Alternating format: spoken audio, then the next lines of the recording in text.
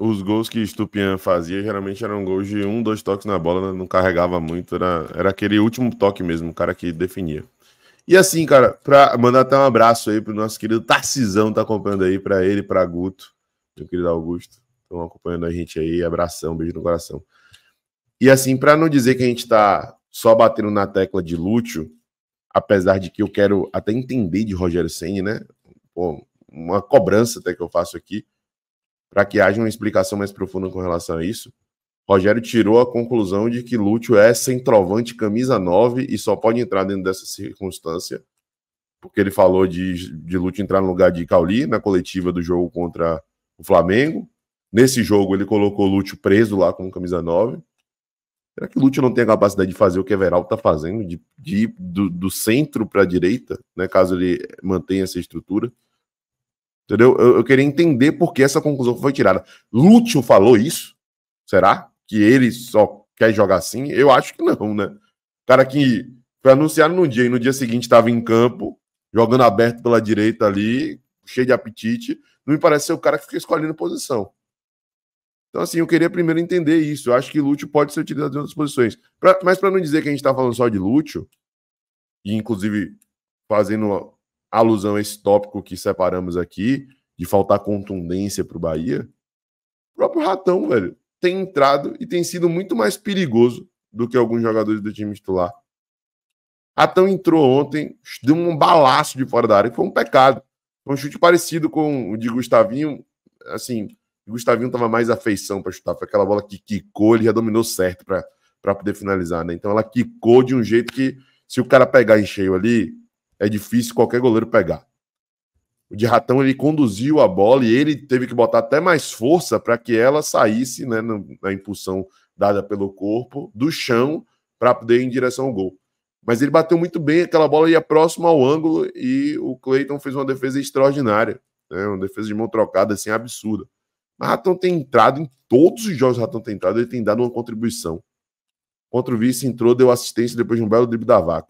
Eu tava até vendo, mandar um abraço para o meu querido Anderson Matos do canal Dinâmico, não sei porque apareceu para mim no YouTube a jornada do Bavi através do canal dele. Aí eu fui ver a reação no último gol. Eu não lembrava, a gente estando ali no campo, Folhinha, que o gol tinha sido já no último lance, foi assim, uns 50, se não me engano. E eu não lembrava que Ratão tinha entrado, tipo, 1 minuto antes. Foi talvez a primeira ação de Ratão com a bola. Eu achei que Ratão tinha entrado um pouco antes, mas não, ele foi aquela substituição de gastar tempo. E ainda assim, com, sei lá, 1 minuto para jogar, ele conseguiu dar o drible da Vaca e tocar para trás para a Juba fazer o gol. Contra o Botafogo, lá no Newton Santos, pela Copa, pelo Brasileiro, ele fez o gol. Mas mais recente, pela Copa do Brasil, já que o recorte da análise é mais recente, ele entrou e prendeu bola para caramba lá no lado direito do ataque. Conseguiu combater em diversas oportunidades no lado direito do ataque e ainda chegou na frente, criou oportunidade, teve chance. Sabe? Todo jogo que Ratão tem entrado, até quando ele não entra e contribui dentro de campo, ele contribui de alguma forma, como sendo expulso contra o Botafogo lá, enervando os caras e tal. Ele tá vivendo a parada. Ontem ele falou, de coração ali, depois do jogo, falou que falta vontade. O cara, o jogador chegar e falar isso depois do jogo, é porque o cara tá ali, meu irmão, ele tá se esgualando no lance do gol de Juba, ele dá um abraço absurdo em Juba, um aperto ali em Juba, o cara que tava mais próximo de Juba foi correndo em direção a Juba para poder comemorar o gol.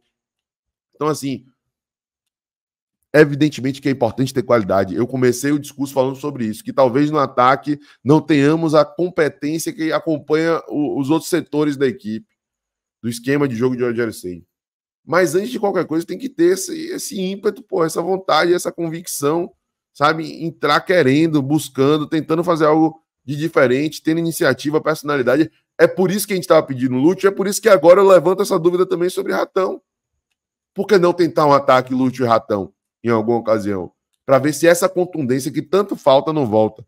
Porque a gente vai se estressar porque um Ratão da vida vai pegar uma bola e vai isolar. Mas ele vai chutar outras 3 e alguma dessas pode ser o gol, porque ele arrisca mais. Porque ele tenta mais, porque ele procura mais o espaço. E tem força também, tudo mais, outros atributos ali que o credenciam a jogar naquele setor do campo. Então aqui, para não pensarem que eu estou falando só de Lúcio, porque habla aí que eu quero Lúcio e não sei o quê, por mais que eu ache justo, Lúcio ter uma oportunidade como titular com um time que está funcionando em aspectos de articulação, de construção e tudo mais, falo de Ratão também.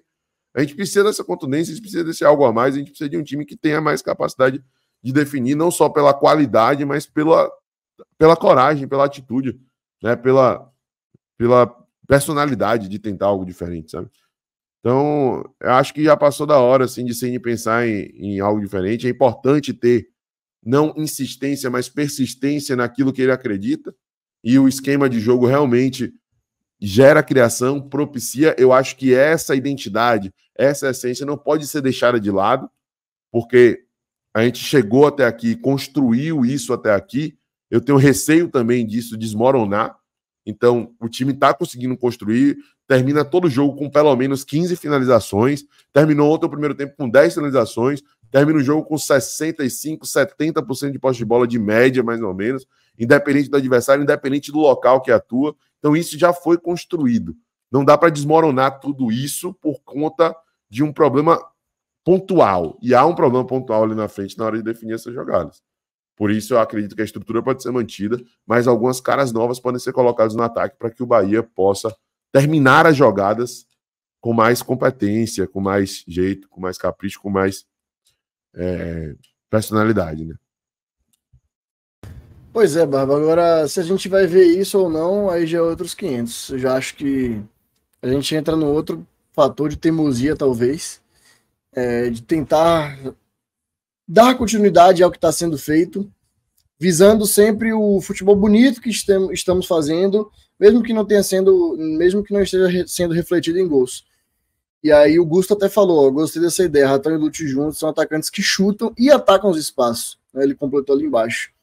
E, pois é inegável que Everaldo e Tassiano também chutam, mas eu acho que Lúcio e Ratão talvez tenham um poder, vamos dizer assim, um pouquinho melhor de finalização, né? Ratão, ele costuma chutar bem no gol, ele chuta muito forte. Tassiano, a gente já pegou alguns chutes dele esse ano, muitos cortando ali para a esquerda, batendo de perna esquerda, todos para fora. A maioria foi para fora. Então, quem sabe a gente cobra tanto também finalização, né? Dá uma mudança dessa. Uma coisa que me pega, talvez, Barba, sabe o que é de Ratão? É que eu fico com uma impressão de que ele talvez seja um Regis da vida. Um jogador de segundo tempo. Ou jogador para entrar ali nos 30 minutos finais, sabe? Talvez a gente colocar ele como titular, eu não sei se ele renderia tanto, porque ele já teve várias oportunidades como essa e não rendeu. E ele tem rendido muito agora justamente fazendo esse trabalho de entrar no segundo tempo para poder dar velocidade. É um jogador muito forte fisicamente, então é um jogador que é bom no combate, no mano a mano, inclusive até no gol, no Bavi, se eu não me engano, eu não vou lembrar quem foi o marcador, mas chamou ele, né? Ele chamou para vem para cima e foi e tomou uma porrada. Então assim, Esteves caiu, ficou no chão, deve estar até agora procurando o Ratão passando na avenida. Então assim, é um jogador muito forte fisicamente de combate. Talvez pegar uma zaga extremamente inteira no começo de jogo para ter esse tipo de característica, eu acho que não funcionaria tanto, né? Mas eu queria muito ver um jogador que foi a contratação mais cara da história do futebol nordestino ser titular, porque eu não entendo ele ser banco para Everaldo e Tassiano, não tirando obviamente o mérito dos dois, mas não entendo.